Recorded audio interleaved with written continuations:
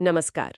आज हम उत्तर प्रदेश के गांवों से जुड़ी कुछ सच्ची मतलब थोड़ी अलौकिक सी लगने वाली कहानियों पर बात करने वाले हैं। ये अनुभव रियल टॉक क्लिप्स नाम के एक यूट्यूब चैनल से लिए गए हैं। तो चलिए इन कहानियों में थोड़ा गहरा उतरते हैं, देखते हैं कि क्या है इनके पीछे। हाँ, जरूर। ये कहानियां अक्सर दिलचस्प होती हैं क्योंकि ये हमारे विश्वासों और कभी-कभी हमारे डर को भी सामने लाती हैं। पहली कहानी श्रेष्ठ के नाना जी की है और एक छलावे की। छलावा मतलब जैसे कोई बहुरूपिया या कोई भ्रम पैदा करने वाली चीज। बिल्कुल वैसा ही। ये बात है करीब 30-40 साल पुरानी, फिरोजाबाद के पास खैरगढ़ गांव की। नाना जी को खेत जुतवाने के लिए मजदूर चाहिए थे। अच्छा, तो वो मजदूर बुलाने गए होंगे। हाँ, लेकिन हुआ ये कि तय वक्त से बहुत पहले, मतलब सुबह के कोई 3:30 बजे, एक बंदा आ गया, बिल्कुल मजदूर के भेष में। 3:30 बजे सुबह? ये तो अजीब है। और कहानी में था कि नाना जी के हाथ में लोहे का फावड़ा था उस वक्त। हाँ, बिल्कुल। और सबसे अजीब बात यह कि उस छलावे ने कथित तौर पर सिर्फ 15-20 मिनट में पूरा खेत जोत दिया, और वो भी एकदम सफाई से। 15-20 मिनट में? ये कैसे मुमकिन है? आमतौर पर तो ऐसी कहानियों में ये शक्तियां डराती हैं। यहाँ तो मदद कर दी उसने। ये पॉइंट तो है।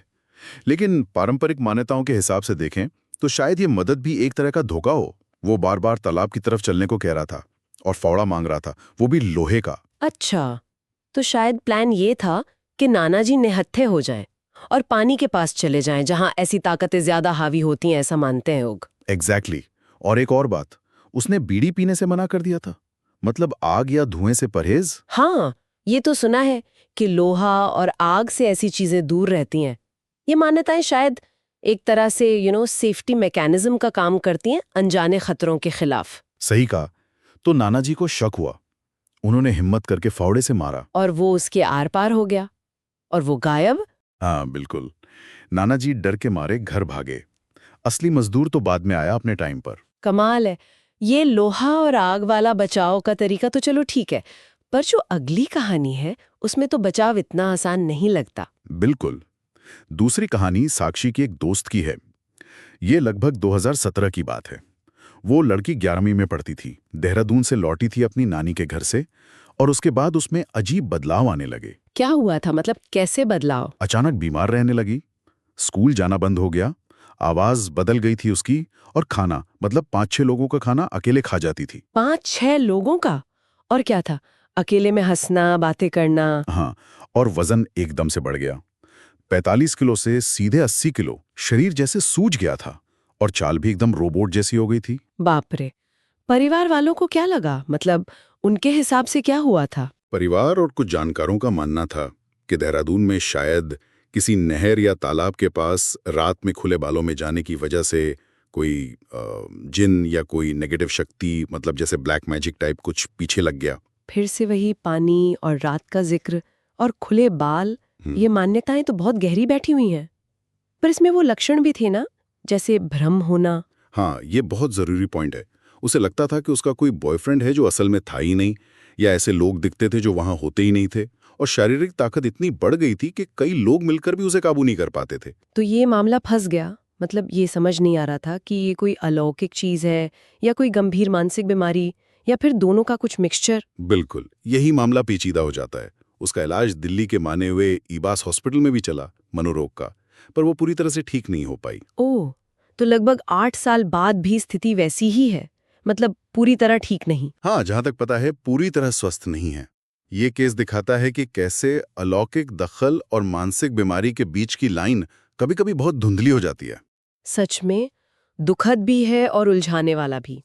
ये हमें तीसरी कहानी पर लाता है, जो श्रेष्ठ का खुद का अनुभव है। हाँ, श्रेष्ठ जब खुद 13-14 साल के थे, नवरात्रि का समय था, शायद अक्टूबर 2013-14 की बात है। उन्होंने रात में अपने पिता के ऑफिस के बाहर एक पेड़ के पास पेशाब कर दिया था। और उसके बाद घर आकर सो गए, पर फिर कुछ अजीब हुआ। हाँ, घर आकर वो सो तो गए, पर परिवार ने देखा कि वो सोते सोते मुस्कुरा रहे हैं। फिर अचानक फर्श पर लेट गए, पर उनके दिमाग के अंदर कुछ और ही चल रहा था। उनके दिमाग में क्या चल रहा था? वो खुद को किसी पहाड़ पर बने डैम पर महसूस कर रहे थे। हाथ में पैसे थे, और कोई डरावना सा चेहरा उन्हें कह रहा था कि वो पैसे आग में डाल दें। उन्हें बहुत डर लग रहा था, और जैसे वो हिल भी नहीं पा रहे थे। स्लीप पैरालिसिस जैसा कुछ? हाँ, काफी कुछ वैसा ही। उस चेहरे ने फिर उन्हें कॉलर से पकड़कर डैम में फेंकने की धमकी दी। हे भगवान। पर असल में तो वो घर पर थे। बिल्कुल, असल में वो घर पर थे, बिस्तर पर चिल्ला रहे थे, बचाओ मुझे। उनके पापा ने उन्हें गोद में उठा रखा था। घर में हनुमान चालीसा बज रही थी। और उनके मामा जी फोन पर मंत्र पढ़ रहे थे। हाँ, बीच बीच में उन्हें कुछ पल के लिए होश आता था, फिर वो वापस उसी डरावने अनुभव में चले जाते थे। पर धीरे धीरे मंत्रों और हनुमान चालीसा से वो शांत हुए और पूरी तरह होश में आ गए।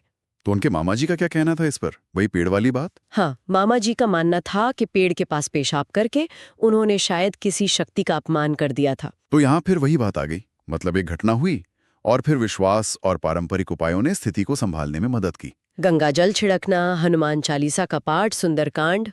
बिल्कुल, ये उपाय संकट के समय में एक तरह का मनोवैज्ञानिक सहारा देते हैं, एक ढांचा देते हैं समझने का, जिसे हमने पहली कहानी में भी देखा था। तो ये तीनों कहानियां, छलावे का वो रहस्यमयी मामला, वो लड़की जो मानसिक स्वास्थ्य और अलौकिक के बीच फंसी हुई है, और श्रेष्ठ का वो डरावना अनुभव, ये सब हमें सोचने पर मजबूर करती हैं। सही बात है। ये सिर्फ अंधविश्वास है या इनमें मनोविज्ञान, हमारी अपनी सांस्कृतिक कंडीशनिंग और कुछ वाकई अनसुलझे रहस्य भी शामिल हैं?